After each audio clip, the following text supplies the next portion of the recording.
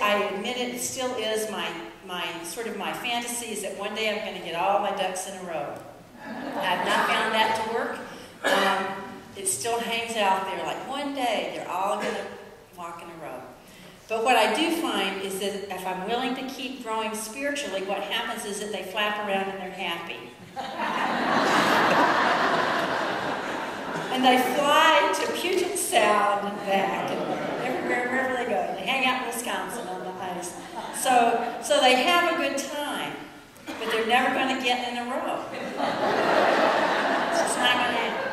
Okay? That's what the spiritual life's all about. And when we allow ourselves to open up a little bit, when we allow our heart to open up, then we can begin to find out how it is that we do begin to co-create different circumstances in our lives that enrich us and that bring us into more joyful experiences. No matter what's happening, we find that we have a joy. To the degree that we leave our hearts hardened and we don't open them up, we become like this man. There was a man that was, he called out to God. He said, God, let me hear you. And a meadowlark sang. But the man didn't hear it. Then he called out louder in his frustration, God, let me hear you. And the thunder rolled. But the man wasn't listening. He cried out, God, let me see you. And a star twinkled, but he didn't see it. Cried out more, God, give me a miracle. And a new life was born, but he didn't know about it.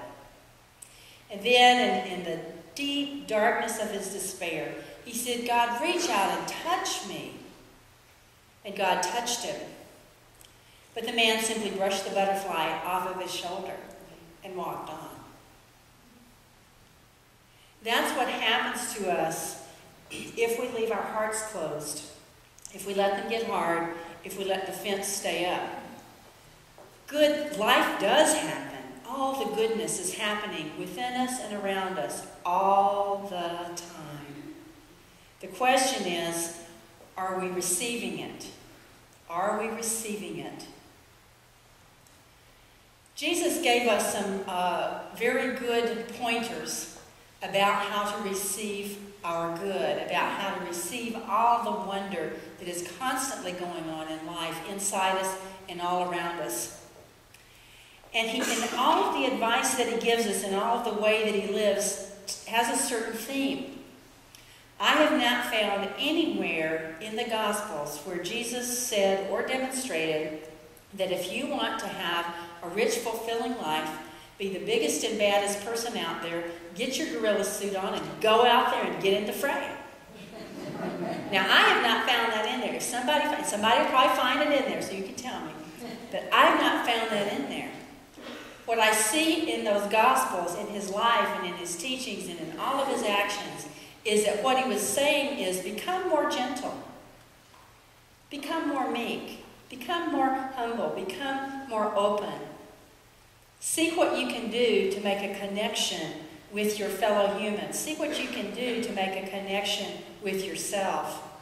See what you can do to make a connection with that transcendent, meaning greater than, and that eminent, meaning within, God, that is your creator, your father, mother, the spirit of life. See what you can do to make those connections. And we can do that when we have an open heart.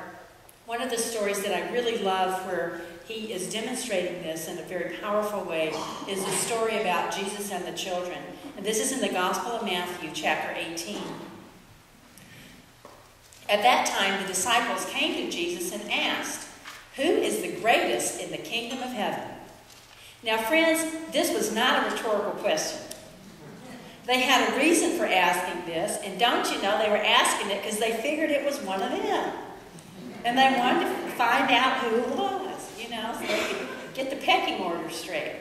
But Jesus, in his wisdom, I love it. He always had to come back. I'm like, how did you think of that? He knew it because he lived from his inner wisdom. So this was his comeback. He called a child. Now who would have thought of that? Why in the world would he call a child? He called a child whom he put among them and said, Truly I tell you, unless you change and become like children, you'll never enter the kingdom of heaven. Really? Huh. Unless you change. What he was saying was, if you go around doing what you're doing and what the world tells us as adults we're supposed to do, which is get out there and get in the fray, and get in the pecking order, and move on down the road, you're not going to get in the kingdom of heaven, because that's not what the kingdom of heaven is, and that's not how it works. So he says you've got to change. You've got to change your idea of what it is to be an adult. You've got to change your idea of what it is to live well in life. You've got to change who you are and how you act and how you think. Now, if somebody had told me that, I'd have been mad. I'm like, I'm fine just the way I am. And that's the spiritual paradox, isn't it? In the songs we sang this morning. Yes, on the one hand, there's absolutely nothing wrong with any one of us. We're perfect. We're not broken. And in the way that we express, speaking for myself, I have a little work to do to be able to express that wholeness that I am. And to me, that's what the human journey is about. That's the point. And that's what it is to be the human heart, is to be willing to express that love and that light that we are, to be willing to do the work, to change and become like a little child. And that's how we enter the kingdom of heaven. And he says, whoever becomes humble like this child is the greatest in the kingdom of heaven. Now, don't you know that turned everything about how they thought on its head? And it turns really how we think on its head. That's not how we operate in the world, but it's how the kingdom of heaven operates. Metaphysically, what child means is connected to the word meekness. And what meekness means, metaphysically, is a person who is trained to respond to the most dire circumstances with love. That's the metaphysical meaning of child. It's associated with the term meekness, and it means a person who is trained and who does respond to the most dire circumstances with love. That's what Jesus was saying about what gets us into the kingdom of heaven, is being able to respond to life with love.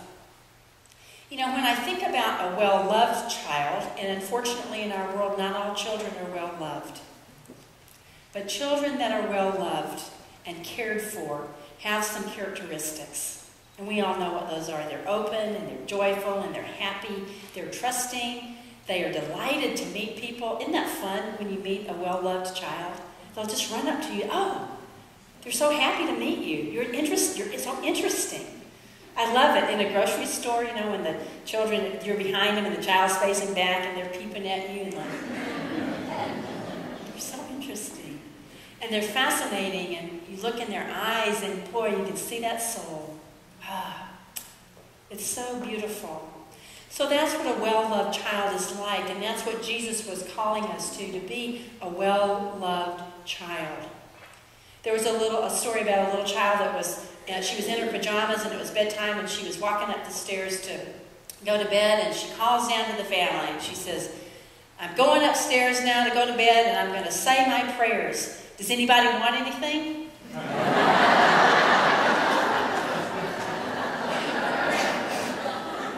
That's a healthy heart.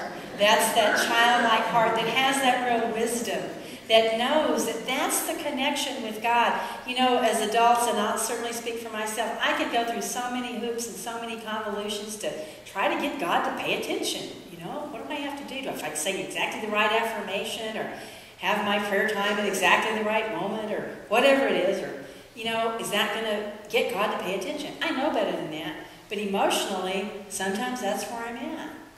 It's just how it is. But as I develop that trusting little child, that well-loved child, what happens is the connection is just like that. From my mouth to God's ear.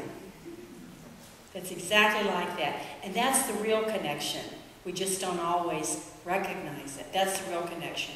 So what can we do as the adults? We have been sort of knocked around by life, and we do kind of get that armor on, you know. So what can we do to begin to cultivate with wisdom that child's heart, that meekness that responds with love, with wise love? Wise love. Here's some things that we can do. One is that we can look at the facts of our situation. It's okay. We can see the facts. We don't have to be afraid of the facts of anything in life because that within us is greater than the facts. So we look at the facts clearly and we deal with them. We deal with them from the point of power, the point which is God, our source. Another thing that we can do is make sure that we take time every day, even if it's only 1 minute. If you only have 1 minute every day to take in the quiet with the Lord of your being, take it. It is so much better than nothing. Absolutely take it. It's enough. If that's what you have, it's enough. Take some time every day simply to say, God, I'm here. God, I'm open. God, I'm listening.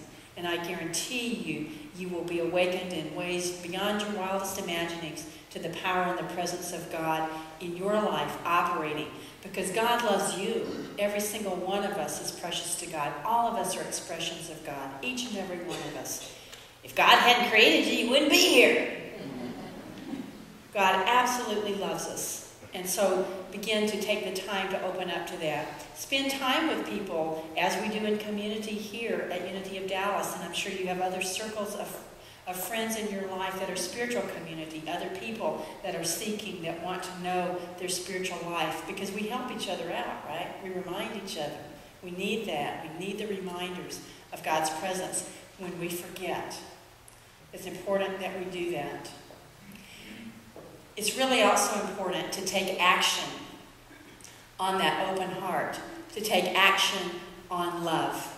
And a lot of times children are our best teachers about how to take that action on love. There was a woman who was volunteering to help go on a class trip with some school children. And they were taking them to a butterfly house. Have you ever been to a butterfly house? It's so much fun. If you haven't been, go to one, where they've got all kinds of, you go into a room and there's usually lots of, plants and so forth, and they're just full of butterflies, and the butterflies come and light on you, and it's just fabulous. Watch them fluttering around. It's just a wonderful experience. So this class trip of school children was going to the butterfly house. It was also a special class because there was one child in the group that was challenged with his sight, and he was blind. And so this volunteer really wanted this to be a special day for this little boy. She really prayed beforehand, God, make this a special day. Even though he can't see the butterflies, just let him be able to experience these butterflies in a powerful way so that he really has this experience that's the same that the other children are having. So they go into the butterfly house, and the butterflies are lighting on all of the children, except for some reason they weren't lighting on this child that couldn't see. They weren't lighting on him, and she was so upset. It's like, God, he can't see the butterflies, and now he can't even feel them. He doesn't even know what the point is of being here. She was so angry with God that she decided to go to the bathroom to have a little confab with God. You want to do that? That's a good strategy. Go cool off. So she goes in the bathroom and she's mad at God. And she says, God, what happened? I prayed and I prayed and I really wanted this to be a great experience for him. And now the butterflies aren't lighting on him. And what's wrong with you, God? So they had it out. So then she gets over a little bit. So she comes back. And as she walks into the butterfly house, she sees something amazing. Something absolutely amazing. The other children were taking the butterflies off themselves and each other one by one, gently, and placing them on the child. Children take action. Well-loved children take action. That's what we're called to do. We do have a healthy heart, and I invite each of us to let that heart be present in the world, let it be present in our lives, and do all that it takes to let it become even more healthy.